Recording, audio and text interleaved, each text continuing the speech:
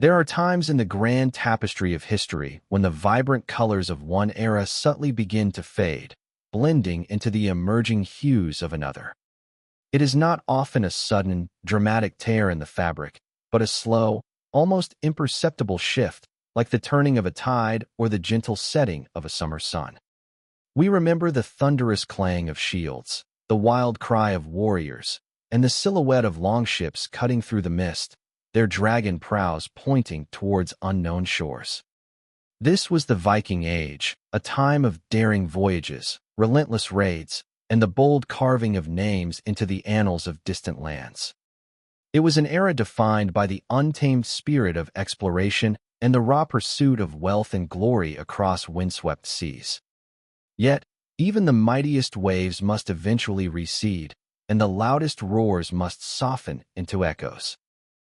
This is the story of that gentle retreat, of how the age of the Viking, as a singular, dominant force of raiding and plunder, gradually yielded to a different rhythm.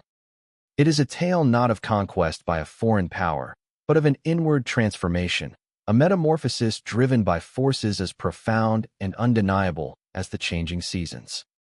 Across the sprawling lands of Scandinavia, where the frost-kissed fjords met ancient forests, new ideas began to take root, whispered initially by merchants and missionaries, then proclaimed by emerging kings. The wild, individualistic spirit of the Viking, ever yearning for adventure beyond the horizon, began to find new purpose within the emerging structures of settled life. It was an age of shifting beliefs, where the ancient gods of thunder and war slowly gave way to the gentle murmur of a new faith, and where the decentralized power of chieftains consolidated into the enduring foundations of kingdoms. The sharp edge of the raiding axe softened into the careful blade of the plow, and the restless spirit of exploration transformed into the steady hand of governance and the intricate weave of trade. This is the journey from the unpredictable freedom of the open sea to the ordered stability of a nascent state, a subtle evolution from temporary plunder to permanent prosperity. Let us drift back to those fading centuries, to witness the quiet currents that reshaped a people, turning fierce raiders into the architects of enduring realms, as the longships, one by one, returned to harbor for the very last time. In the hushed stillness of the early medieval dawn, long before the sun had fully awakened the sleeping lands, a whisper of dread would often travel along the coastlines of Europe, carried on the chill breath of the sea. It was the rumor of sails, dark and low on the horizon, hinting at the arrival of ships whose very prows bore the fearsome likeness of dragons, cleaving through the waves with an unsettling grace. This was the zenith of the Viking Age, a sprawling canvas of history stretching roughly from the late 8th to the mid-11th century, a time when the Norsemen, from their mist-shrouded homelands of Scandinavia, etched their names into the very fabric of distant cultures, not with ink and quill, but with axe and sail. The motivations that propelled these northern seafarers across the vast, churning waters were as complex and varied as the patterns on their intricate metalwork. Population pressures in their homelands, where fertile land was scarce and families grew, certainly played a part, pushing younger sons to seek their fortunes elsewhere. But more compelling was the lure of immense wealth, the gleaming silver from monasteries, the shimmering gold of royal treasuries, the precious silks and spices from exotic lands, and the invaluable human cargo that could be traded for profit. Political ambition, too, fueled their ventures. A successful raid could elevate a chieftain's status, swell his retinue, and consolidate his power in a society that valued strength and renown. Europe, fragmented by internal conflicts and rich with easily accessible targets, lay ripe for the picking, a tempting prospect for those bold enough to seize it. At the heart of this formidable power was the longship, a marvel of naval architecture that was both a swift raiding vessel and a resilient cargo ship. Its sleek, clinker-built hull, constructed from overlapping planks of oak, allowed it to glide effortlessly through open seas, riding the towering waves of the North Atlantic with an almost living grace. Yet, its shallow draft, requiring only a few feet of water, meant it could navigate far up winding rivers, appearing suddenly from the morning mist to strike deep into the unsuspecting heartlands of distant kingdoms. Its symmetrical design allowed it to reverse direction without turning, a tactical advantage that bewildered and terrified their adversaries. Powered by both sail, catching the wild winds of the ocean, and the rhythmic beat of oars, propelled by the strong arms of disciplined warriors, the longship was the very embodiment of Viking might and adaptability, a true dragon's shadow cast across the waves. Across the lands they touched, from the Emerald Isle of Ireland to the sprawling Frankish kingdoms, from the shores of England to the distant Mediterranean and even the frozen expanse of the North American coast, the Vikings were perceived as a force of nature, fearsome and unpredictable. Monasteries, rich with unfortified treasures, were often their first targets, their serene cloisters shattered by the sudden clang of steel and the guttural shouts of the Northmen. Coastal towns lived in perpetual fear, their populations often fleeing at the first sight of a longship's sail. Liturgical prayers were composed, begging for deliverance from the fury of the Northmen, a chilling testament to the terror they inspired. Yet, their impact was not solely destructive. They were also formidable traders, establishing vast networks that stretched from the icy Baltic to the bustling markets of Constantinople, exchanging furs, timber, and amber for silver, silk, and spices. At this height, Viking society in Scandinavia was largely decentralized, a patchwork of independent chieftains or jarls, each commanding their own retinues of warriors and sailors. While some formed temporary alliances for grand expeditions, there was no single, unifying monarch or central authority to direct their energies. Power was fluid, based on personal loyalty, wealth accumulated from raids and trade, and the ability to command respect through prowess in battle and wisdom in governance. Break time equals 0. 25s, / This very decentralization, paradoxically, contributed to their widespread reach, as independent groups could embark on their own ventures, exploring and exploiting new territories without awaiting royal decree. For many young Norsemen, the call of the sea was irresistible, a siren song promising adventure, untold riches, and the honor that came from a life lived boldly. To join a raiding party, to feel the spray of the ocean on one's face as the longship cut through the waves, to stand shoulder to shoulder with hardened warriors in distant lands, this was the path to renown, to a respected place in their sagas. The world was an open book, its pages waiting to be explored, its treasures waiting to be claimed. The winds whispered tales of glory, and the distant shores beckoned, drawing them ever onward, into an age that seemed destined to forever carry the fierce, untamed spirit of the roaming Northmen. As the waves kissed the shores of countless foreign lands, reflecting the fiery sunsets of a fading day, the dragon's shadow stretched long and wide, a powerful testament to an age of roaming power. As the sun began its slow descent from the zenith of the Viking Age, casting longer shadows across the land, the distant shores of Europe, once so vulnerable, slowly began to awaken to a new resolve. The initial shock and terror that had greeted the dragon-headed longships gradually gave way to adaptation, a quiet, tenacious hardening against the relentless waves of northern incursions. Kingdoms and communities, weary of the sudden, devastating raids, began to build, to fortify, to learn the harsh lessons of defense.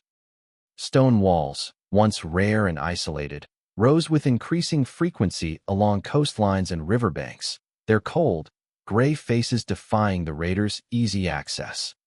Watchtowers, their beacons ready to ignite at the first sight of sails, dotted the horizon, sending warnings inland like ripples across a still pond.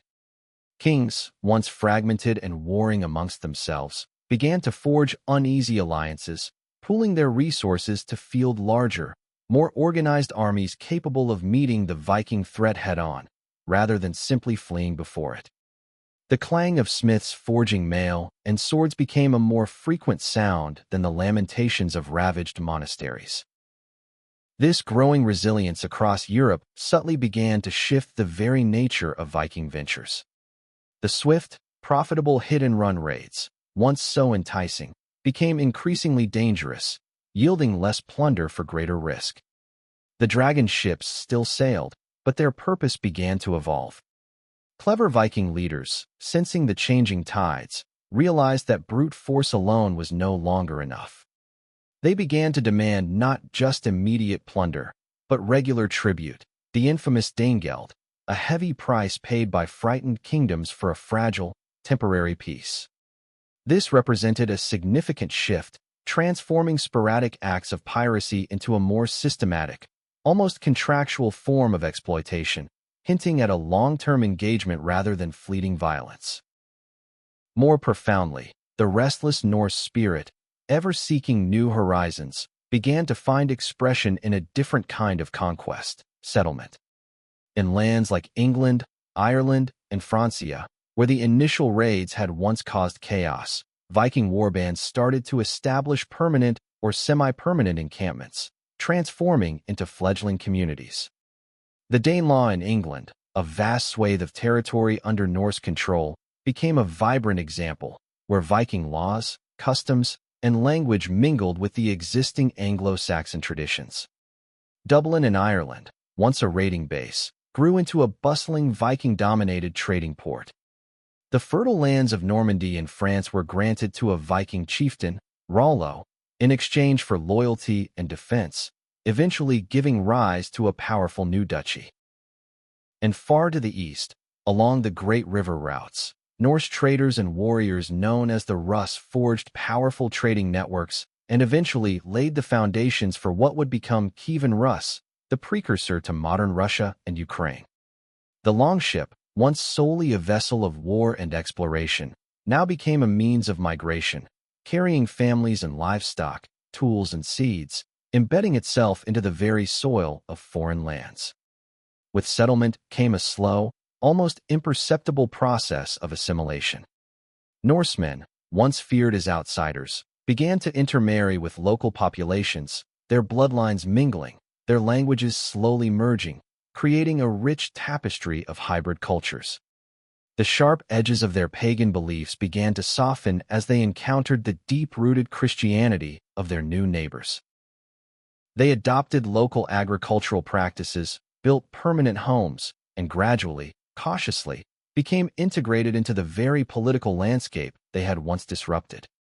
The chieftains who once led fleeting raids now sought to establish lasting dynasties, their focus shifting from seasonal plunder to the enduring security and prosperity of their newfound territories. This transformation was not without its own conflicts and complexities, but it represented a fundamental turning point. The economic model, once based on the sporadic acquisition of wealth through violence, began to diversify, incorporating trade, agriculture, and the collection of tribute. These were the quiet undercurrents of change, subtle as the shifting sands of a riverbed, yet profoundly reshaping the destiny of the Norse people. The longships still sailed, their dragon prows still faced distant horizons, but now, increasingly, they carried not just warriors, but settlers, merchants, and even diplomats, their journeys driven less by the immediate thrill of plunder and more by the steady, measured rhythm of building something lasting. As the shadows lengthened across the newly fortified towns of Europe, and the sounds of construction mingled with the distant murmur of Norse voices settling into new homes, the age of pure raiding began its gentle, inevitable fade, giving way to the steady, deep roots of permanence. As the longships continued to ply the seas, carrying both raiders and settlers, a more profound, often quieter, transformation began to ripple through the very heart of Viking society, the gradual, inexorable spread of Christianity. For centuries, the Norsemen had worshipped a vibrant pantheon of gods. Odin, the All-Father, god of wisdom and war; Thor, the mighty protector, wielder of Mjolnir; Freya, goddess of love and fertility; and a host of other powerful deities who embodied the fierce, unpredictable forces of nature and the human spirit. Their faith was woven into the fabric of their daily lives, celebrated in grand sacrifices, whispered in runic charms, and invoked before battle, offering a worldview deeply connected to honor, fate, and the glory of Valhalla. Yet, as Vikings ventured further into Christian Europe, they encountered a different kind of power, one not wielded by a hammer or a spear, but by a cross. Missionaries, often courageous and persistent, followed in the wake of trade routes and even raids, bringing with them a message of a single, all-powerful God, of salvation, and of a moral code that stood in stark contrast to the pagan emphasis on earthly glory and vengeance. Initially, the Norse response was varied. Some were openly hostile, seeing the new faith as weak or alien. Others were pragmatic, adopting a veneer of Christianity for the sake of trade or political advantage, perhaps wearing a cross alongside a Thor's hammer. Many, for a time, practiced both, hedging their bets in a world where belief held tangible power. The process of Christianization was slow, spanning centuries, and often intertwined with political ambitions. In Denmark, King Harald Bluetooth, in the late 10th century, famously proclaimed on the Jelling stone that he had made the Danes Christian, a testament to his ambition to unify his kingdom under a single faith. In Norway, kings like Olaf Tryggvason and Olaf Haraldsson, later Saint Olaf, used more forceful methods, sometimes converting their subjects by the sword, destroying pagan temples and symbols to establish the new religion. Sweden's conversion was even more protracted, with pagan strongholds like Uppsala resisting the new faith well into the 11th and 12th centuries, a testament to the deep roots of the old ways. The impact of Christianity on Viking society was profound and multifaceted. Economically, it opened up new avenues for trade with Christian Europe as religious barriers to commerce slowly dissolved. Politically, the church offered a ready-made administrative structure, a literate class, and a powerful ideology that could legitimize royal power and centralize authority. Kings could now claim divine right, strengthening their rule over independent chieftains and fostering a more unified sense of nationhood. The church also condemned raiding, particularly the targeting of monasteries and churches, which had been a lucrative practice for Vikings. This moral pressure, combined with the increasing organization and defense of potential targets, made raiding less profitable and more risky, subtly eroding one of the core activities of the Viking Age. Culturally, the shift was immense. The warrior ethos, so central to pagan Norse identity, gradually softened, though it never entirely disappeared. New legal codes, influenced by Christian principles, began to emerge, emphasizing peace, justice, and the sanctity of life in ways that differed from the older, more vengeance-driven systems. Literacy, often tied to monastic centers, slowly spread beyond the realm of runic inscriptions, bringing Scandinavia into closer intellectual contact with the rest of Europe. The sagas and oral traditions, though still cherished, began to be written down, often by Christian scribes, ensuring their preservation, albeit sometimes with a new, Christian lens. By the end of the Viking Age, roughly around the mid-11th century, most of Scandinavia had, at least nominally, converted to Christianity. The longhouses, once filled with the echoes of pagan rituals, now stood near newly built wooden churches, their bells calling the faithful to worship. The raven banner, symbol of Odin and war, slowly gave way to the cross, a new emblem of a changing world. This was not a sudden, dramatic conversion, but a slow, often complex interplay of faith, politics, and practicality, a clash of beliefs that ultimately reshaped the very soul of the Norse people, guiding them away from the paths of their ancestors and towards a new, Christianized future. As the cross rose above the ancient burial mounds, and the whispers of old gods faded into the wind, a new era, defined by faith and nascent kingdoms, began to dawn. As the echoes of Viking longships gradually softened across the far-flung seas, a profound transformation was taking root not on distant shores, but within the very heart of Scandinavia itself. The fluid, decentralized society of independent chieftains and free farmers, which had long defined the Norse lands, began to coalesce, to harden into something new and more structured, the nascent kingdoms that would eventually dominate the northern landscape. This was a slow, often violent process, marked by ambitious leaders, shifting alliances, and the quiet, persistent pressure of changing times. The age of roaming power was giving way to the steady, consolidating grasp of centralized authority.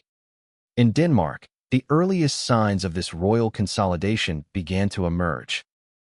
Figures like Gorm the Old, and more notably his son, Harald Bluetooth, in the late 10th century, sought to unite the disparate Danish lands under a single, overarching rule. Harald, with a cunning blend of military might and diplomatic prowess, extended his sway, using the new Christian faith, as inscribed on the Great Gelling Stone, as a powerful tool for ideological unity and political legitimacy. He built fortresses not just for defense, but as centers of royal power, asserting control over trade routes and key territories. The independent Jarls, once lords in their own right, found themselves increasingly beholden to the king, their loyalty demanded, their autonomy slowly eroded by royal decrees and the growing strength of the crown. Norway, a land of deep fjords and formidable mountains, presented a tougher challenge to unification.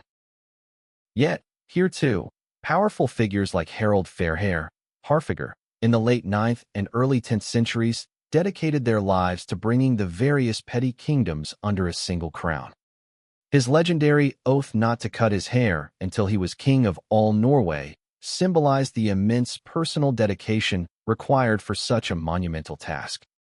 Later, Olaf Tryggvason and Olaf Haraldsson, Saint Olaf, continued this work, often with brutal efficiency, using both the sword and the cross to break the power of pagan chieftains and solidify a centralized Christian monarchy.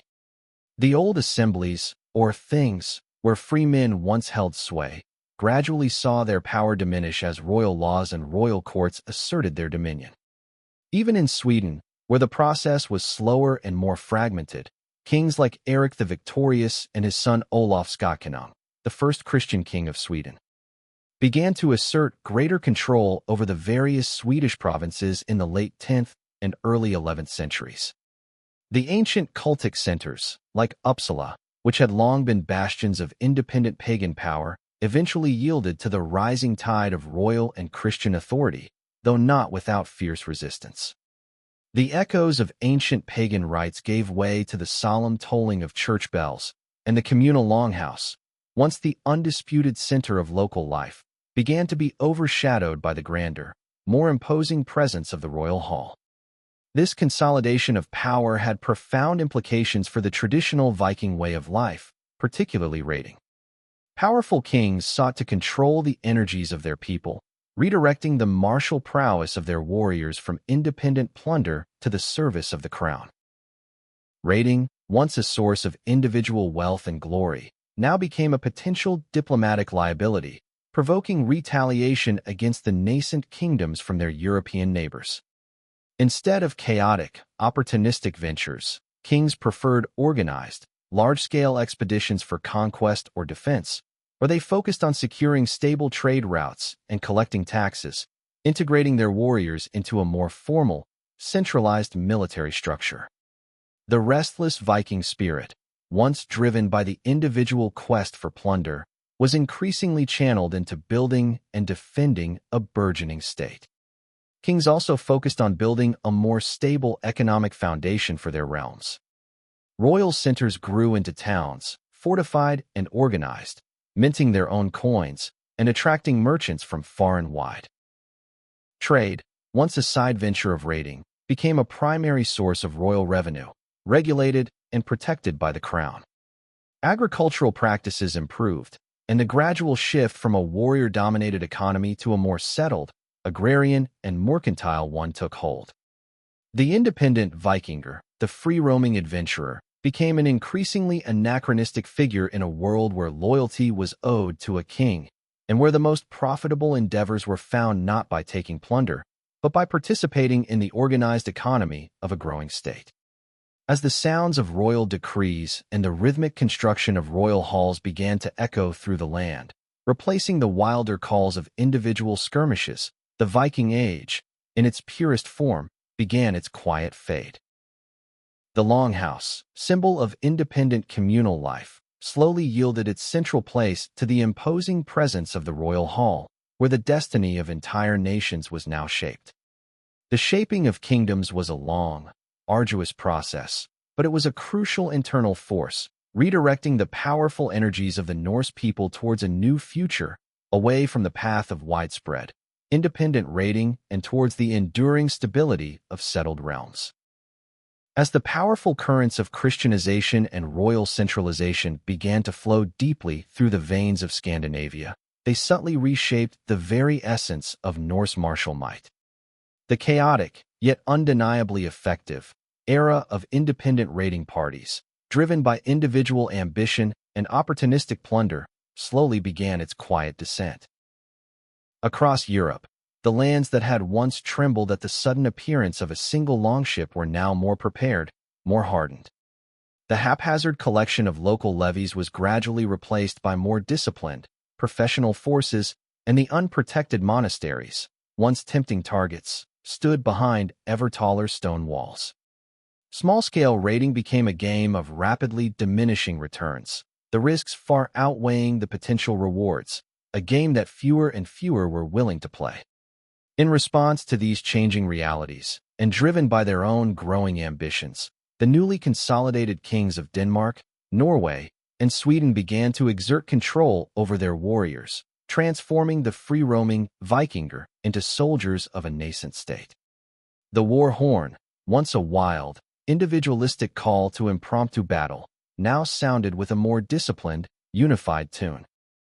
Kings, in their royal halls, established systems of conscription, such as the Ledang in Norway and Denmark, where free men were obliged to serve in the royal fleet or army for a set period. This allowed for the raising of larger, more organized forces, capable of sustained campaigns rather than fleeting raids. The scattered retinues of jarls and chieftains, once fiercely independent, were increasingly integrated into a national military structure, loyal directly to the crown. These royal armies were different from the earlier raiding bands. They were equipped more uniformly, trained with greater discipline, and fought not merely for personal gain, but for the expansion and defense of the king's burgeoning realm.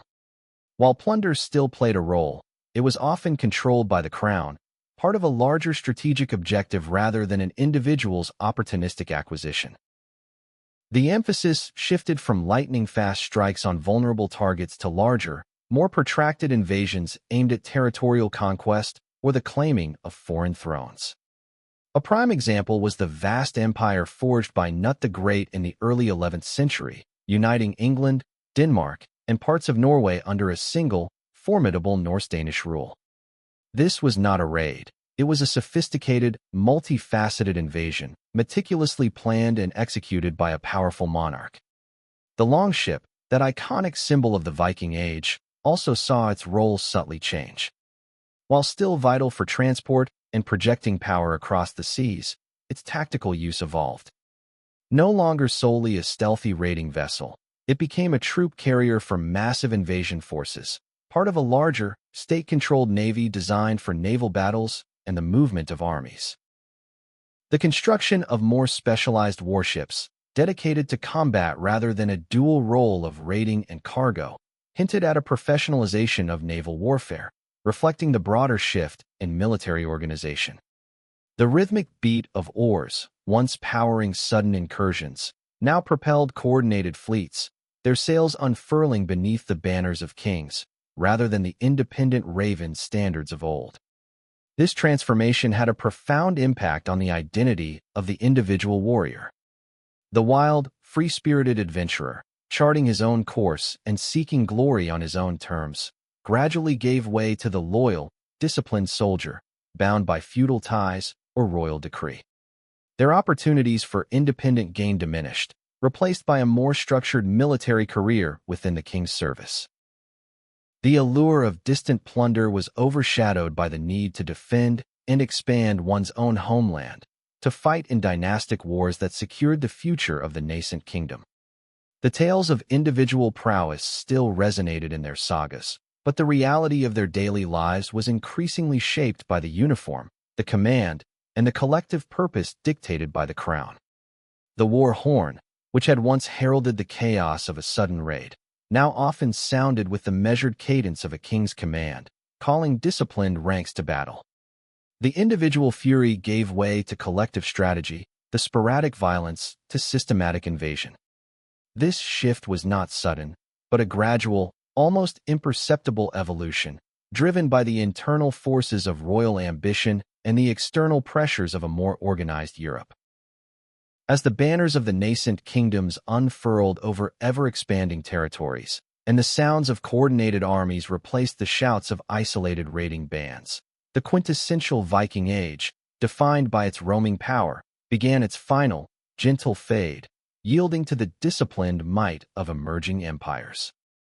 As the shadow of the longship slowly receded from its central place in Norse identity, and the clang of the royal army's disciplined march replaced the wild cries of individual raiders, an equally profound, yet far quieter, transformation was reshaping the very foundations of Scandinavian life.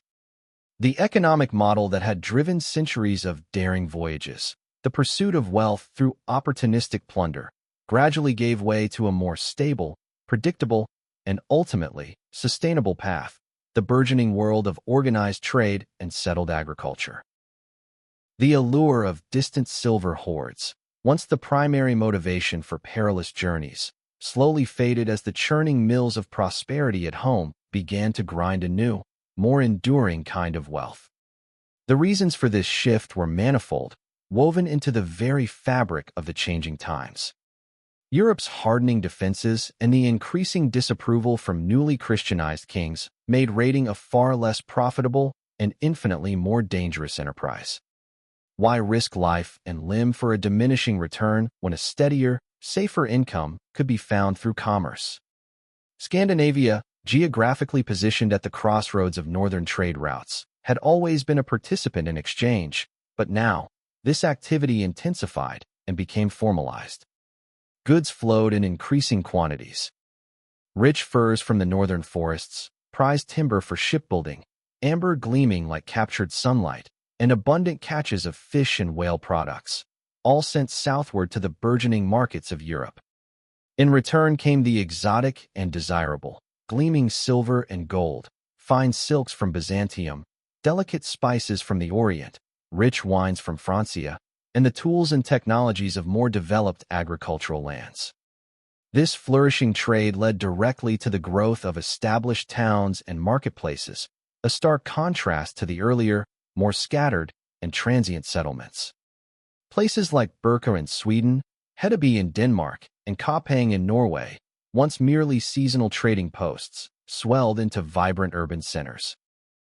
Their harbors, once dominated by the slender, menacing longships, now saw the increasing presence of wider, deeper-drafted Nars, purpose-built cargo ships laden with goods from distant lands.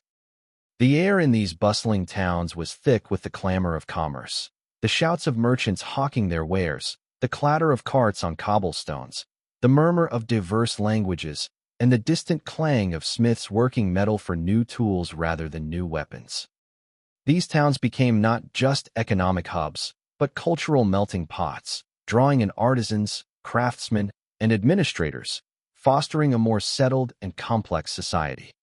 Agriculture, the eternal backbone of any society, also saw its slow, steady growth under the stabilizing hand of emerging kingdoms.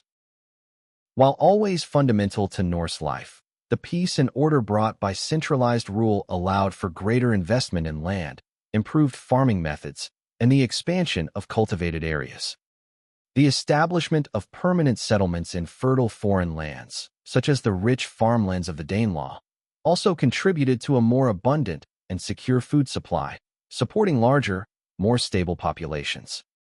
The focus shifted from subsisting on the land and supplementing with plunder to maximizing the land's yield and trading its surplus. The very nature of wealth began to transform. While earlier hoards consisted largely of hacked silver pieces and looted treasures, the burgeoning trade economy necessitated a more standardized and predictable system.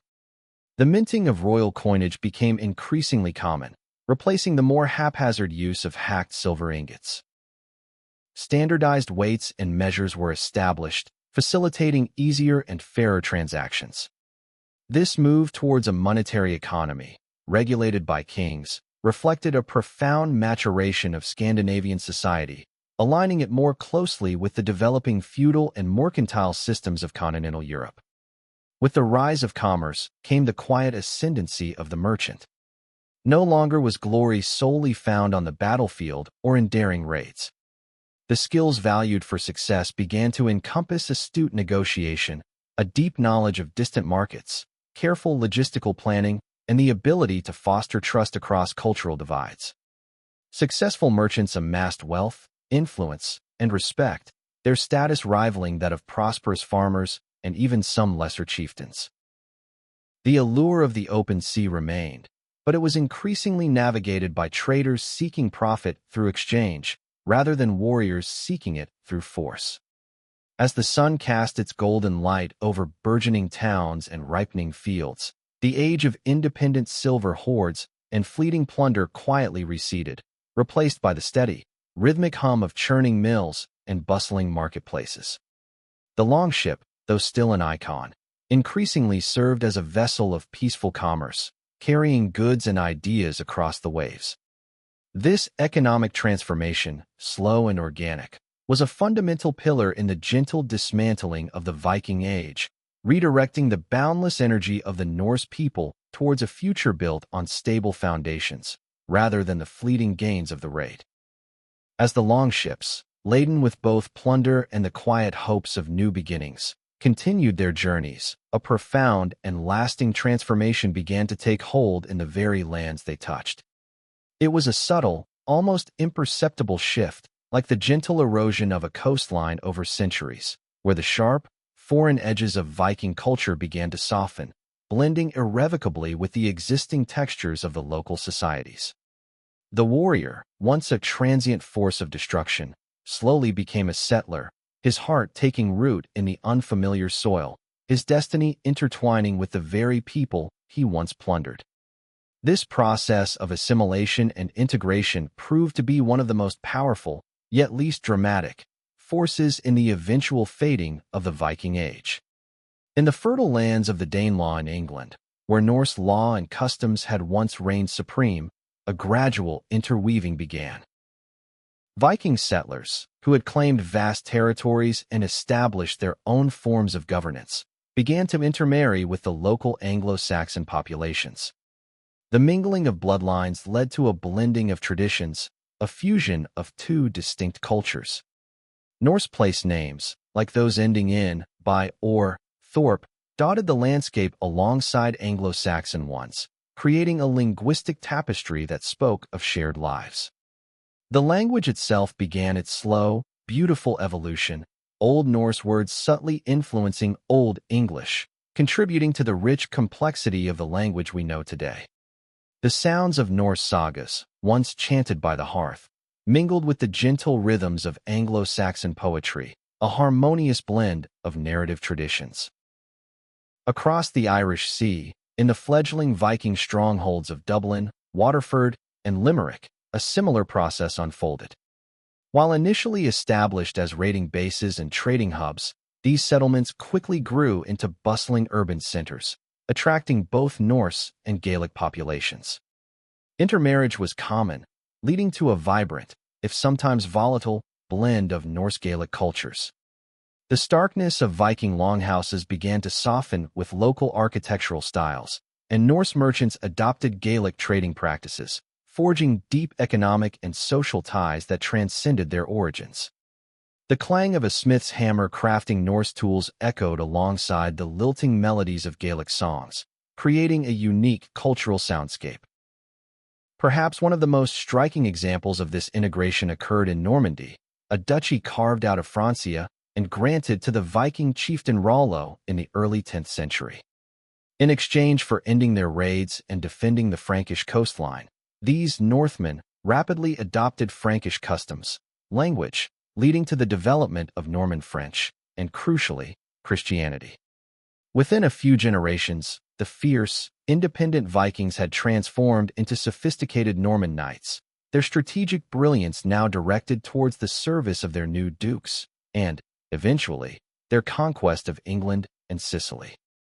The dragon prows faded from their ships, replaced by the banners of their new feudal lords, their energies fully redirected into state-building and territorial expansion in their adopted homelands. Far to the east, along the great river routes that stretched from the Baltic to Byzantium, the Norse traders and warriors known as the Rus established powerful trading posts and eventually the foundational principalities of Kievan Rus. Here, too, intermarriage with the local Slavic populations was widespread, and the Norse elite quickly adopted Slavic language, customs, and names. Their conversion to Orthodox Christianity in the late 10th century under Vladimir the Great further cemented their integration, transforming them from foreign overlords into the integral rulers of a new, powerful Slavic state. The echoes of Old Norse in their early chronicles soon gave way to the richer cadence of Old East Slavic, a testament to their deep assimilation. For the Scandinavian homelands, the implications of this widespread assimilation were profound. Fewer and fewer people were leaving to seek their fortunes solely through plunder, as many found stability and opportunity in their new, settled lives abroad. The pool of potential raiders, once seemingly endless, began to shrink. Those who settled rarely returned to contribute to the traditional raiding economy or to the pagan warrior culture. Their energies, their skills, their very identities became rooted in the lands they now called home. The adventurous spirit of the Viking did not disappear entirely, but it transformed, finding new avenues in trade, in the development of agriculture, and in the service of the burgeoning Christian kingdoms both at home and abroad. As the sounds of mingled languages drifted across newly tilled fields, and the Christian church bells tolled in towns once known for pagan sacrifices, the raw, untamed edge of the Viking identity softened. The heart of the settler, deeply rooted in the soil, began to replace the wanderlust of the raider. This slow, peaceful process of cultural weaving was a silent, powerful force, contributing irrevocably to the gentle fading of an age defined by the dragon's shadow, ushering in a time where permanence, rather than plunder, shaped the future. As the economic currents deepened and the echoes of Christian bells spread across the northern lands, a more tangible symbol of the Viking Age, the longship itself, began its quiet transition from a vessel of terror to a tool of state.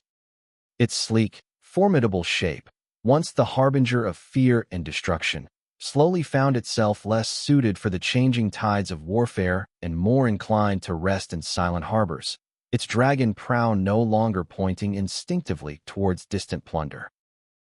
This gradual decline of the longship's dominance, not through its physical obsolescence, but through its strategic reevaluation, marked a significant chapter in the fading of the Viking Age.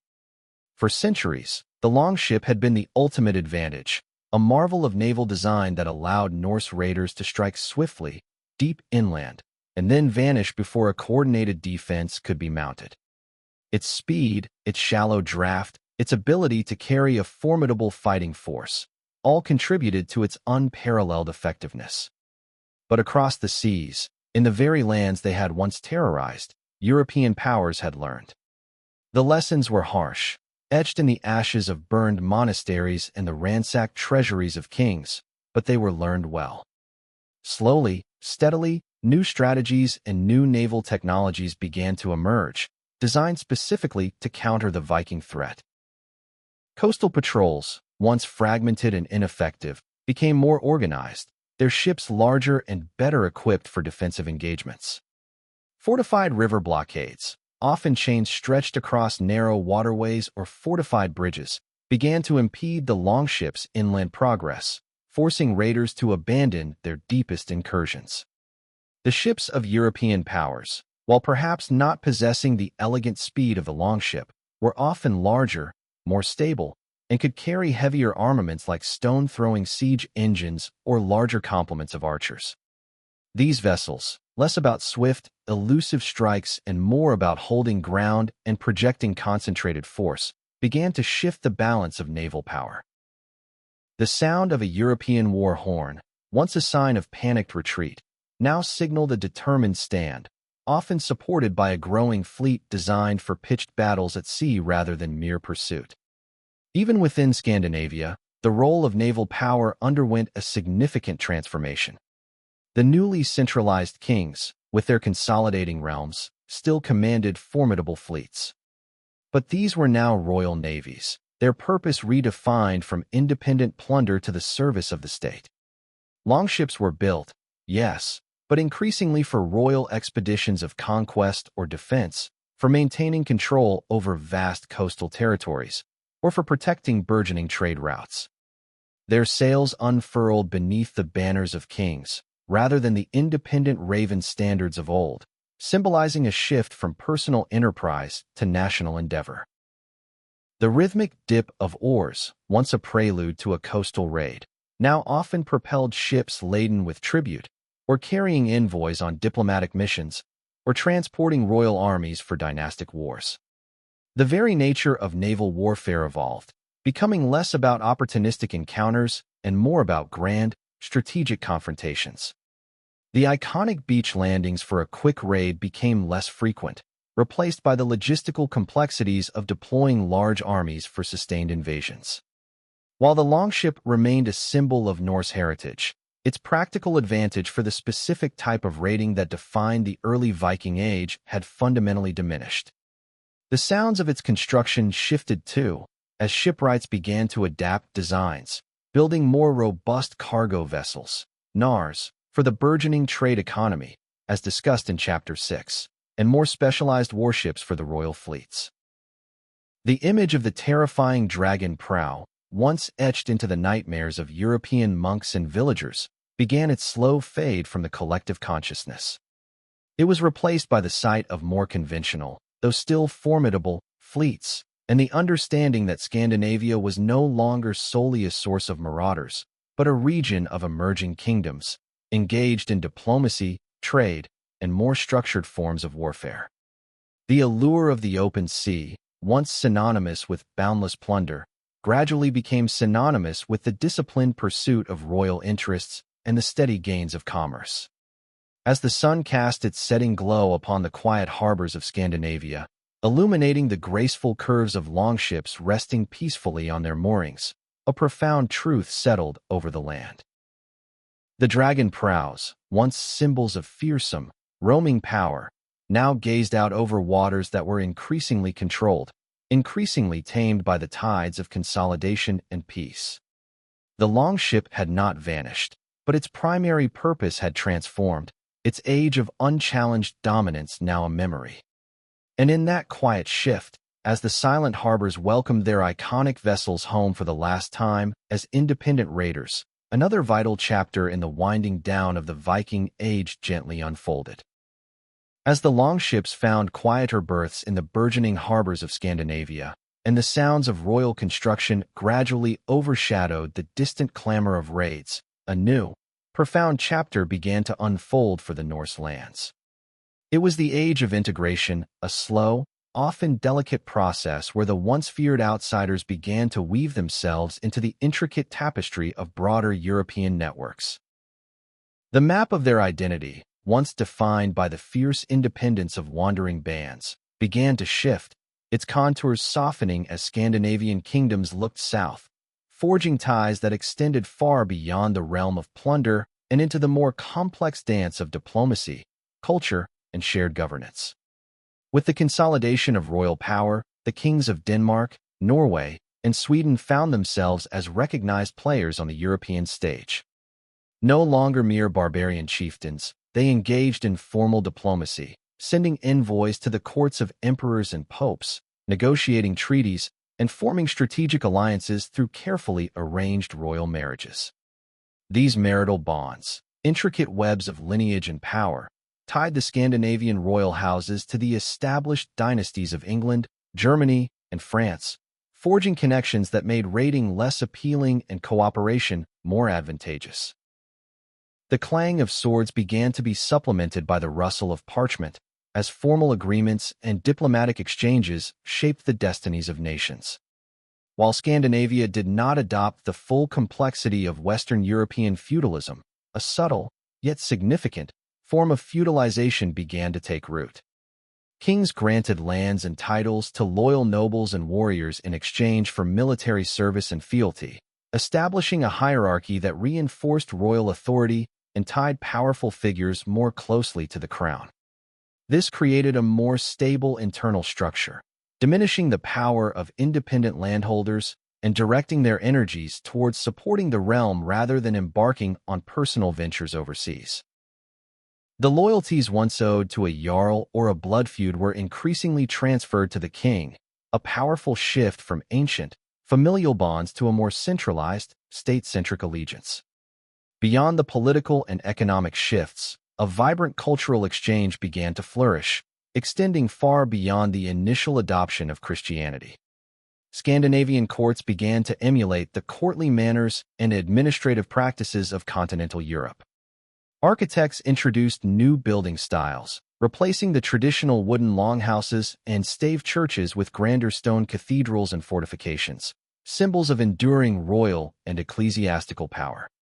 Legal systems, once based on local assemblies and oral traditions, slowly incorporated elements of Roman and canon law, bringing greater standardization and a more centralized sense of justice. Latin, the language of the church and international diplomacy, gained importance, spoken by clergy and scholars, further integrating Scandinavia into the broader intellectual currents of medieval Europe. The sounds of Latin hymns and learned debates mingled with the echoes of ancient Norse sagas, creating a rich, evolving cultural soundscape. Pilgrimages to distant holy sites, particularly to Rome, became increasingly common, drawing Scandinavian nobles and commoners alike into the spiritual and cultural heart of Christian Europe. These journeys were not just acts of piety, they were conduits for cultural diffusion, bringing back new ideas, technologies, and perspectives. Scholars traveled to renowned monastic centers and universities in Francia and England, absorbing new knowledge in theology, philosophy, and governance, then returning to their homelands to establish schools and advise their kings. The flow of ideas was no longer primarily one way, from Scandinavia outwards in raids, but a vibrant, mutual exchange, enriching both sides. This profound integration slowly transformed the very identity of the Norse people. The fierce, distinct identity of the Vikinger, the roaming adventurer, gradually softened, becoming part of a broader, more nuanced Scandinavian identity. Their sagas, while still celebrating ancient heroes, began to incorporate Christian themes and the narratives of kings and saints, reflecting the changing values of their society.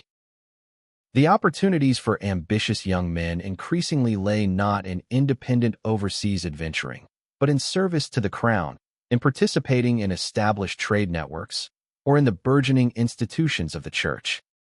The boundless energy that once fueled voyages of plunder was now channeled into building enduring kingdoms, strengthening diplomatic ties, and participating in the grand tapestry of European medieval society. As the sun cast its gentle light over newly built cathedrals and the sounds of Latin chant drifted across the transformed landscapes, a new map of identity was slowly, irrevocably, being drawn. The fearsome reputation of the raider faded, replaced by the image of proud, Christian kings presiding over stable, recognized realms. This deep integration into European networks, driven by both internal shifts and external opportunities, was a quiet yet powerful force, contributing irrevocably to the gentle end of an age defined by the longship shadow, ushering in a time where a new, broader identity took root and flourished. As the longships, once symbols of untamed wanderlust, increasingly served the purposes of kings and merchants, a profound shift began to occur in the hearts and minds of the Norse people themselves. The very definition of ambition, the pathways to honor and wealth, began to subtly transform, moving away from the perilous, yet exhilarating, life of the independent raider. The sands of opportunity, once vast and open for those brave enough to seize plunder from distant shores, were now shifting, gently guiding the restless northern soul towards new, more settled horizons. The lure of the raid, once a powerful siren song, slowly faded into a distant echo, replaced by the steady call of a different future. The reasons for this waning allure were undeniable, etched into the very landscape of a changing Europe. What little profit could still be gained from independent raiding was dwarfed by the immense risks involved. The fortified towns and vigilant coastal defenses, as discussed in Chapter 2, made swift strikes nearly impossible. European rulers, now more unified and organized, were quicker to retaliate, making any successful raid a potential prelude to devastating retribution against the nascent Scandinavian kingdoms. Moreover, the new Christian monarchs in Scandinavia actively discouraged independent raiding, seeing it as a threat to their newfound diplomatic ties with Christian Europe and an anachronism in their emerging, more ordered realms. The glory once found in a successful raid was increasingly seen as disruptive, even barbaric, in the eyes of their own kings and the powerful church. For ambitious young Norsemen, the avenues to honor, wealth, and status broadened considerably, moving beyond the narrow path of overseas adventuring.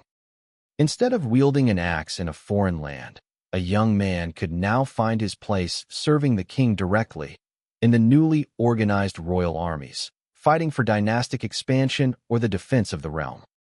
This offered a more stable, albeit disciplined, career path, with guaranteed pay, status within a formalized hierarchy, and the potential for land grants.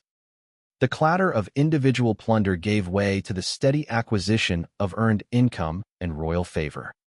The burgeoning trade networks, which had transformed Scandinavia's economy, as explored in Chapter 6, offered another compelling path to prosperity. A clever, industrious young man could make his fortune not by taking, but by exchanging, by navigating the complex world of commerce, shipping furs and timber southward, and bringing back silks, spices, and silver. The bustling marketplaces of Hedeby, Birka, and later, new towns like Oslo and Copenhagen, hummed with the energy of this new wealth, offering opportunities for merchants, craftsmen, and administrators.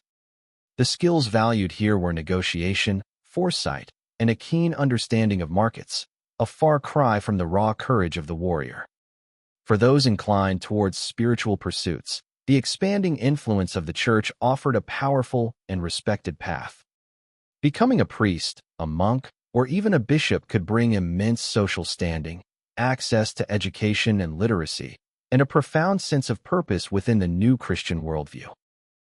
Pilgrimages to distant holy sites, once a rarity, became more common, offering a spiritual journey instead of a violent one, a path to renown through piety rather than plunder. The quiet solemnity of the monastic life, the intellectual pursuits within church schools, offered a stark, yet compelling, alternative to the harsh realities of the raid.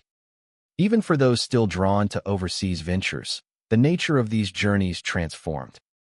Instead of independent raiding parties, Norsemen increasingly participated as organized mercenaries in European conflicts, fighting for pay and renown under foreign banners, serving as professional soldiers rather than self-directed adventurers. The longship voyages that continued were predominantly for trade, for diplomatic missions, or for the established, structured expansion of a kingdom's influence, rather than the chaotic, individualistic plunder that had defined the earlier centuries. The very ideal of the Vikinger, the free-roaming warrior adventurer, slowly began to recede into the realm of legend and saga, cherished for historical memory, but increasingly distant from contemporary reality. The romanticized image of the pagan hero was gradually superseded by the more civilized or Christian ideals of knighthood, land ownership, and pious devotion. The desire for stability, for generational prosperity, for a settled life under the protection of a strong king and a unifying church, replaced the often perilous and unpredictable gains of raiding. The shifting sands of ambition gently guided the northern soul towards new shores, not of foreign plunder, but of internal development and integration, marking a profound, quiet turning point in the vibrant tapestry of the Viking Age.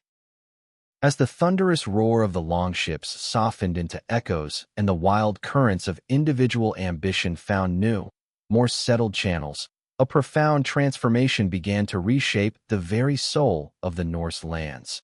the evolution of their cultural expression.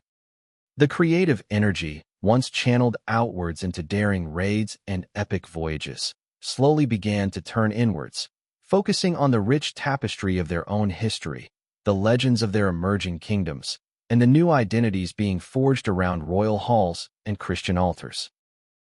The old tales, once recited around flickering hearths, now mingled with new narratives, often caught by the diligent scratch of a quill on parchment, weaving new sagas of home. For centuries, the primary form of storytelling in Norse society had been oral, passed down through generations around the communal longhouse fire. Skalds, the masterful court poets, were revered figures, their intricate verses celebrating the valor of individual jarls, the glory of successful raids, and the complex mythology of their pagan gods. Their artistry was a living, breathing chronicle, shaped by memory and performance, echoing the transient nature of their early roaming age. But as Christianity took root and royal power consolidated, the focus of their narratives began to subtly shift. Skalds still praised courage and honor, but increasingly, their verses lauded the unifying power of kings, the wisdom of new laws, and the solemn majesty of the Christian conversion. The stories now emphasized stability, legacy, and the divine right of rulers, reflecting the changing values of their society. Alongside these evolving praises, a new impetus arose to preserve the older, fading tales. As literacy spread, largely driven by the establishment of monasteries and bishoprics, as explored in Chapter 3, Christian scribes, often with a deep respect for their cultural heritage, began the painstaking work of writing down the ancient oral traditions. The myths of Odin and Thor, the sagas of legendary heroes and blood feuds, the intricate genealogies of kings and chieftains, all were transcribed onto parchment, ensuring their survival for future generations. While sometimes viewed through a Christian lens, subtly reinterpreted to fit the new worldview, these written records offered a vital bridge between the fading pagan past and the emerging Christian future. The sounds of whispered tales around the hearth now found their echoes in the quiet scratching of quills within monastic scriptoria. This rise of a written culture was a cornerstone of Scandinavia's integration into broader European intellectual networks. Law codes, once remembered and recited, were now codified in written form, bringing greater uniformity and royal authority. Historical works, chronicle-like in their scope, began to document the reigns of kings, the establishment of bishoprics, and the significant events that shaped the nascent kingdoms. While the famous Icelandic sagas, with their vivid portrayals of the Viking Age, were largely compiled somewhat later, in the 13th and 14th centuries, the cultural and intellectual foundations for such monumental literary achievements were firmly laid during this transitional period. The quiet reverence for the spoken word gradually expanded to embrace the enduring power of the written word, a permanent record of their journey. New cultural symbols emerged, reflecting the shift in identity. The pagan symbols of Thor's hammer and Odin's raven slowly gave way to the ubiquitous cross, adorning grave markers, jewelry, and royal banners. Royal seals and heraldry, influenced by continental European practices, became important symbols of state power and dynastic legitimacy. Architecture, too, evolved, with grander stone churches and cathedrals beginning to punctuate the landscape, their towering spires reaching towards the heavens, symbolizing both spiritual devotion and royal might. The very spaces where people gathered, from communal feasts to religious ceremonies, took on new forms, reflecting the blending of old customs with new beliefs. The sagas woven during this time, whether oral or newly written, increasingly reflected the changing values of society. While courage and honor remained central, there was a growing emphasis on order, law, and piety. The chaotic glory of individual plunder was often contrasted with the stable virtues of a Christian ruler. Heroes were not just those who fought bravely, but also those who brought peace, established justice, and built enduring realms. The ancient myths and legends, while retaining their power, were sometimes reinterpreted to fit into a grander, Christian narrative of world history. This cultural metamorphosis was not a discarding of the past, but a respectful, yet transformative, embrace of the future. As the moon cast its gentle light upon the lands where ancient hearths once roared with tales of raiding glory, a new kind of storytelling, both spoken and written, began to take hold. The quills of scribes, guided by the light of tallow candles, quietly preserved the echoes of a fading age even as they began to weave new sagas of home, of kings, and of a people finding their enduring place within the broader tapestry of medieval Europe. This internal cultural blossoming, subtle yet profound, was a vital thread in the gentle unwinding of the Viking Age, directing the creative spirit of the North towards the lasting foundations of settled kingdoms. As the seasons turned, painting the fjords and forests of Scandinavia with their familiar hues, a profound, yet quiet, transformation was taking hold, not just in the structures of society, but in the very hearts of the people. The fire that had once driven so many restless souls across the waves, the unquenchable desire for adventure, plunder, and glory found only on distant shores, was slowly, imperceptibly, fading. The quintessential Vikinger, the free-roaming northern wanderer who defined an age, was becoming a figure of the past, his name transforming from a living profession into a cherished story, a powerful echo of a bygone era. The very term Vikinger, which in Old Norse referred to an overseas expedition or a participant in such, began to shed its immediate, contemporary meaning. It shifted from denoting a current way of life to describing a historical phase, a set of actions that belonged to their ancestors. The young men of the late 11th century were not going Viking in the same spontaneous, individualistic sense as their great-grandfathers. The social structure, once more fluid and less hierarchical, had hardened under the consolidating power of kings, as discussed in Chapter 4. Society became more stratified, with clear roles for farmers, merchants, priests, and soldiers loyal to the crown. There was less room, and less need, for independent adventurers operating outside royal control or the burgeoning state-sponsored trade networks. While large-scale military expeditions sponsored by kings still occurred, their nature was fundamentally different. They were often dynastic wars, attempts to claim thrones, or strategic invasions, not opportunistic raids for plunder by independent bands.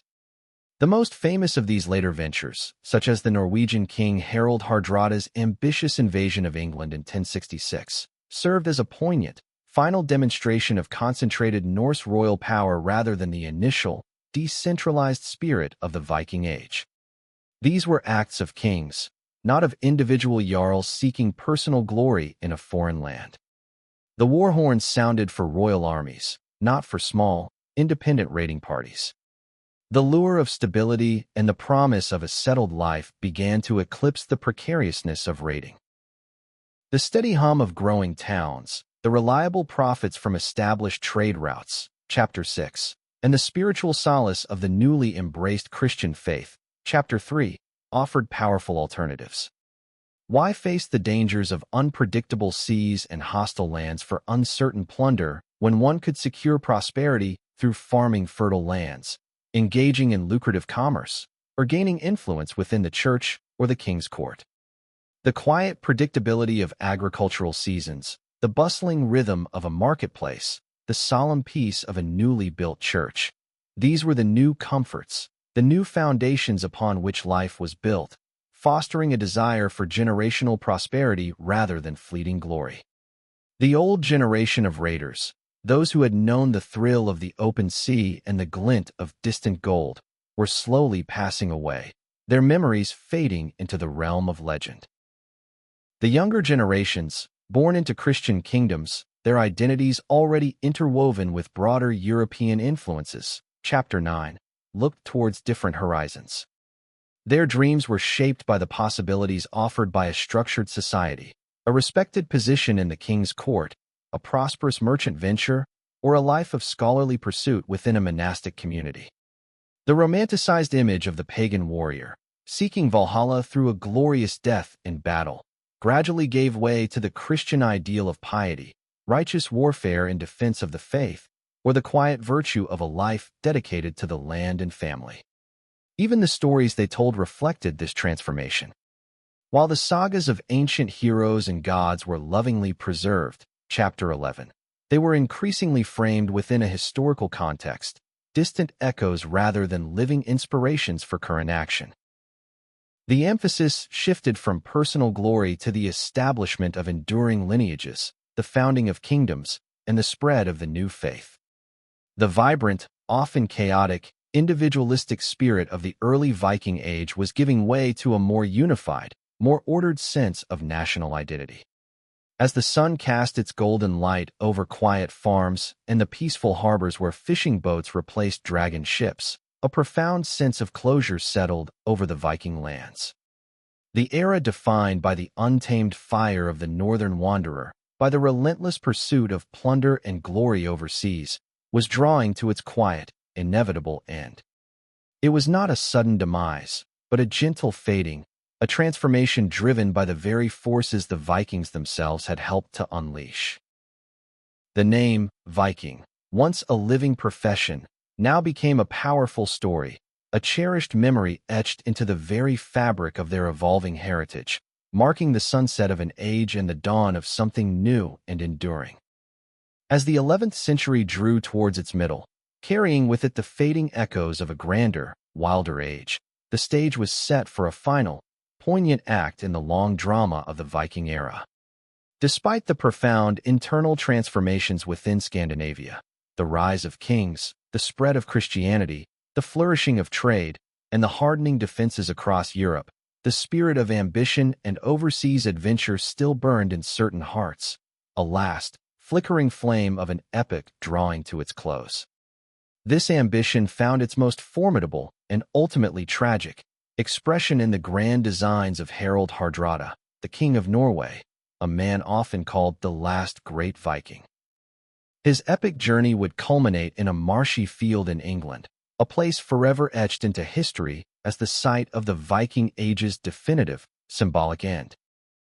Harald Hardrada was a figure cast from the mold of the ancient heroes, a seasoned warrior who had roamed widely, serving as a mercenary in Kievan Rus and a commander in the Byzantine Emperor's elite Varangian Guard before returning to claim his Norwegian throne. In the year 1066, a confluence of political intrigue and dynastic claims drew his gaze towards England, a land that had once suffered greatly under Norse raids and where a succession crisis now brewed. Hardrada saw an opportunity to forge a vast North Sea empire, a final, monumental assertion of Scandinavian power that would dwarf the conquests of his predecessors. This was not a quick raid for plunder. It was a full-scale royal invasion, meticulously planned, involving a massive fleet of longships and a formidable army, a true display of a consolidated kingdom's might. Yet, the England Harold faced was vastly different from the fragmented, vulnerable land of Alfred the Great's time. It was now a unified, centralized Anglo-Saxon kingdom, ruled by King Harold Godwin's son, a monarch of immense energy and military acumen. Harold had a well-organized standing army, the Housecarls, elite professional warriors, complemented by a formidable national levy, the FYRD, capable of rapid mobilization. The kingdom boasted a network of burghs, fortified towns, and an efficient administrative system, all designed to detect and counter threats with speed and precision. The land had learned its bitter lessons from centuries of Viking incursions, and it was now prepared to defend itself with a coordinated, unwavering resolve that would have been unimaginable to the raiders of the 9th century. Hardrada's invasion force, accompanied by Harold Godwinson's estranged brother Tostig, landed in northern England, initially gaining a victory at the Battle of Fulford. But King Harold Godwinson, having just put down a rebellion in the south, responded with astonishing swiftness. He force-marched his army northward with incredible speed, covering nearly 200 miles in just 4 days, catching Hardrada and his forces completely by surprise near the village of Stamford Bridge. The morning of September 25, 1066, dawned cold and clear, the air carrying the scent of marsh and impending battle. The battle itself was a brutal, ferocious clash, a maelstrom of steel and raw courage. The Norwegians, initially caught off guard, formed a formidable shield wall, their seasoned warriors fighting with the ferocity that had defined their ancestors. But the English, disciplined and determined, pressed their advantage. Hours of grinding combat took their toll. In the thick of the fighting, Harald Hardrada, the imposing figure who embodied the last great spirit of the Viking conqueror, fell, struck down by an English arrow to the throat. His death, swift and definitive, marked the turning point. The Norwegian army, leaderless and exhausted, eventually broke, their grand ambition shattered on that marshy field. The Battle of Stamford Bridge and the death of Harald Hardrada serves as a powerful and poignant marker for the symbolic end of the Viking Age. It was the last great attempt by a Scandinavian king to conquer England with a traditional-style Norse invasion force. It demonstrated conclusively that the old methods, even when wielded by a formidable king and a disciplined army, could no longer overcome the organized, centralized power of Christian European kingdoms. The age of unchecked Viking expansion was definitively over. The longships, once symbols of boundless conquest, would largely return to their northern harbors, their purpose now focused on trade, defense, or dynastic struggles within their own consolidating realms. The defeat had profound repercussions back in Norway, marking the end of Hardrada's line and ushering in a period of focus on internal stability.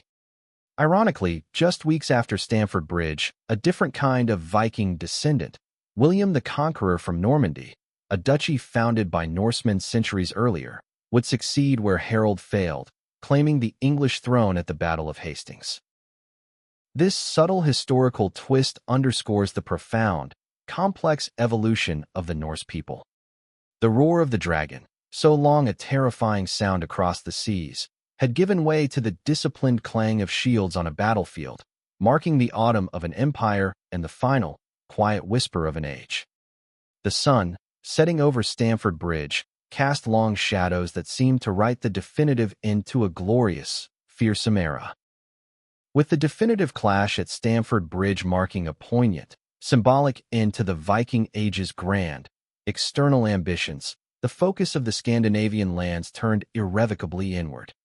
The immediate aftermath of 1066, particularly for Norway, was a period of intense reflection and redirection, as the costly defeat and the death of their king, Harald Hardrada, underscored the futility of clinging to the old ways of aggressive overseas expansion. What followed was a profound era of consolidation, a quiet but relentless forging of distinct national identities and the strengthening of central royal power, transforming lands once known for roaming raiders into the stable, recognized kingdoms of medieval Europe. The banners of nationhood, distinct and proud, slowly unfurled over lands that were increasingly less defined by ancient sagas of individual prowess and more by the enduring structures of statehood. In Denmark, already the most unified of the Scandinavian realms, kings continued to expand their administrative reach, developing more sophisticated legal systems and a more centralized bureaucracy. Royal castles, no longer mere defensive outposts, became centers of governance and symbols of royal authority, asserting the crown's power over independent nobles. The church, deeply integrated into the state apparatus, built magnificent cathedrals, their spires reaching towards the heavens, symbolizing both spiritual devotion and the king's divine legitimacy. The sounds of bustling market towns, like Copenhagen, grew louder as trade routes were secured and regulated, and the kingdom's economy flourished through commerce and agriculture, rather than relying on the precarious gains of raiding. Norway, having suffered the grievous loss at Stamford Bridge, turned its energies towards internal development.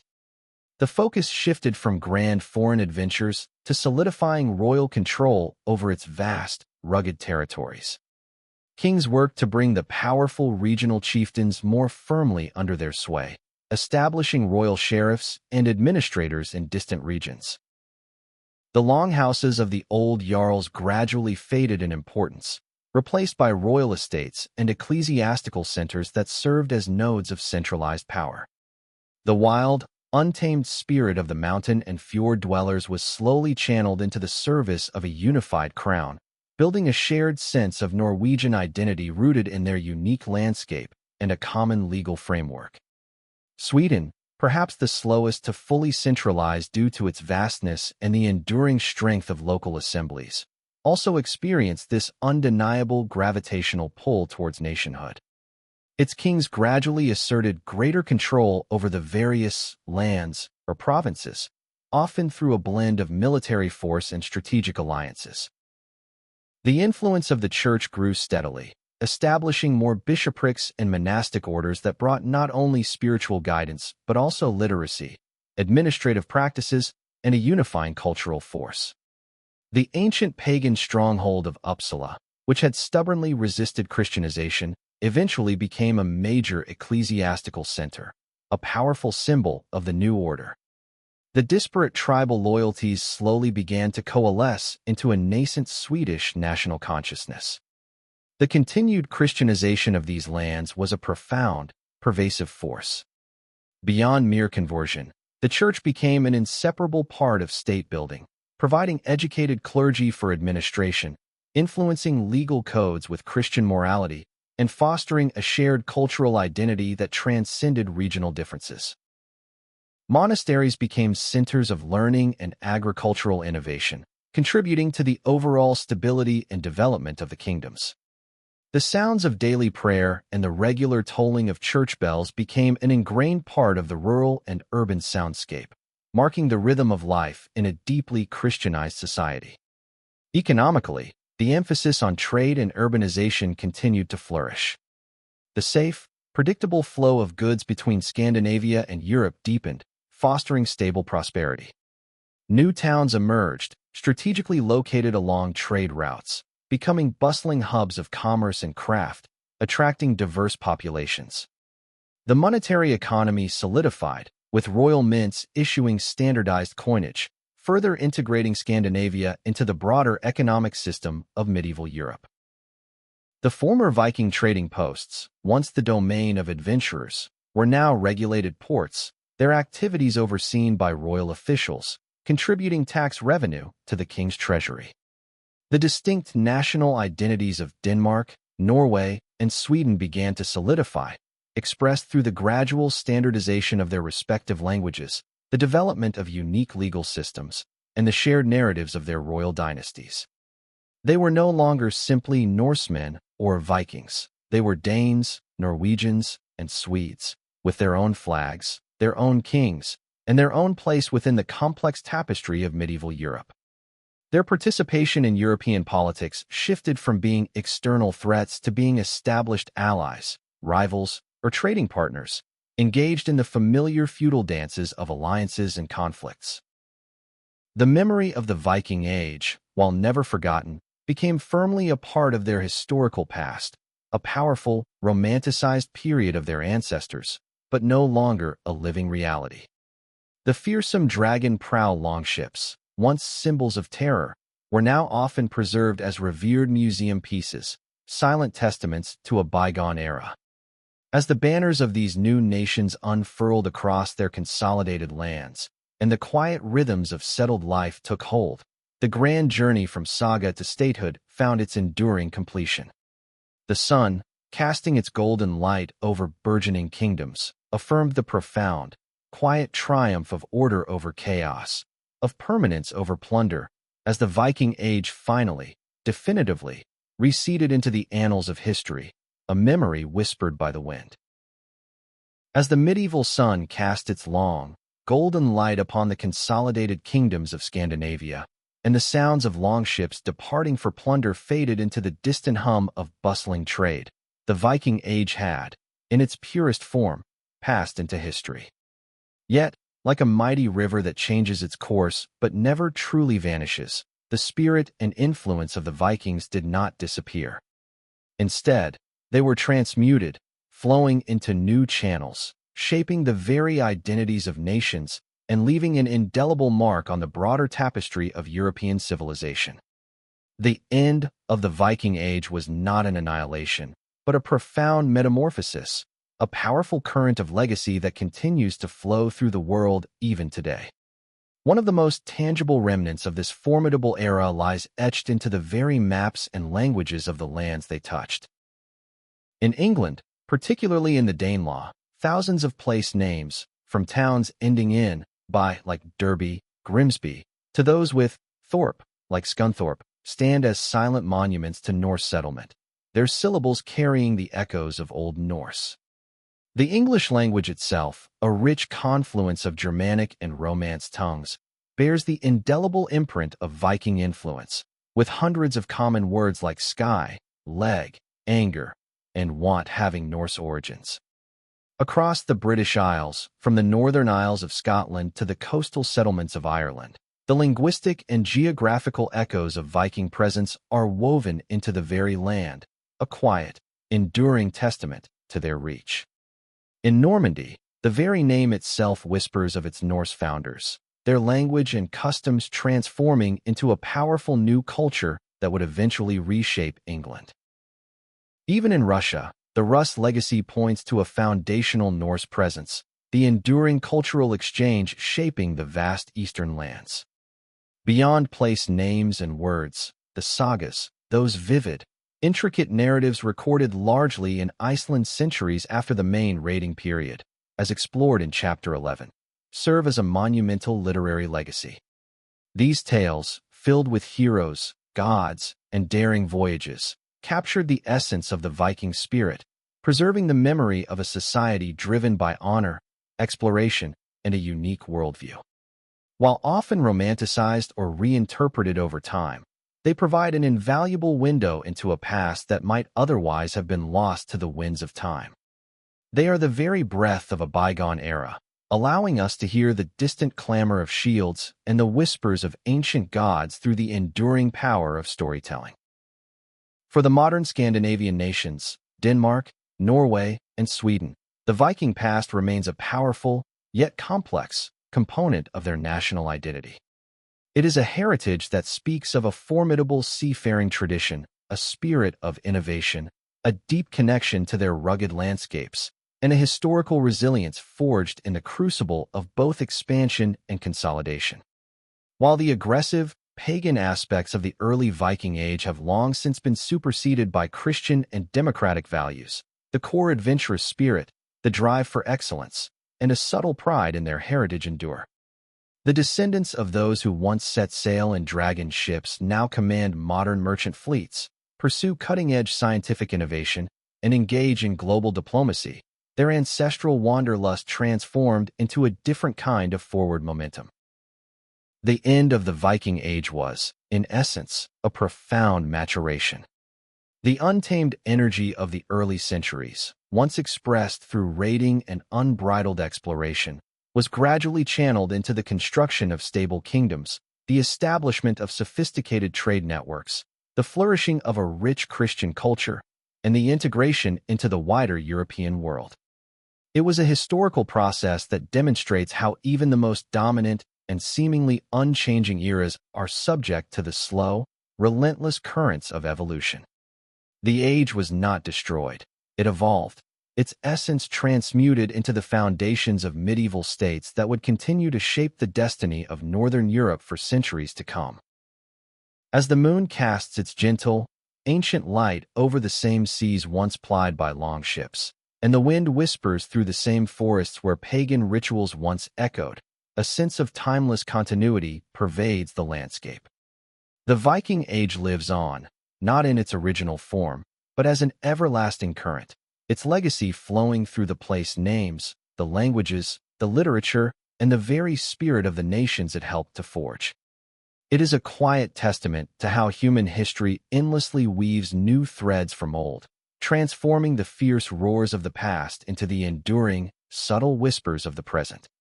And so, our journey through the winding currents of history, observing the gentle ebb and flow of an age, now reaches its tranquil close. We have drifted through the formidable era of the Viking, witnessed the thunder of their longships, and then watched as the roar softened into echoes, replaced by the steady hum of burgeoning kingdoms. The end of the Viking Age was not a sudden cataclysm, but a profound metamorphosis, a long, quiet process of growth, adaptation, and integration, shaping fierce raiders into the architects of enduring states. This transformation whispers a timeless truth, that the great chapters of history rarely conclude with abrupt finality. Instead, they evolve, their vibrant energies transmuted into new forms, their legacies flowing as deep, unseen currents beneath the surface of new eras. The spirit of adventure, the drive for mastery, the quest for a place in the world, these aspects of the Norse soul endured, finding new expressions in trade, governance, and the quiet shaping of national identities. May the image of the longship, gently resting in a silent harbor, its dragon prow gazing out at a world forever changed, serve as a peaceful reminder of the power of evolution, the beauty of adaptation, and the enduring echo of a remarkable age. And may we always find solace in the contemplation of history's slow, beautiful dance, where every ending is but a gentle turning towards a new beginning.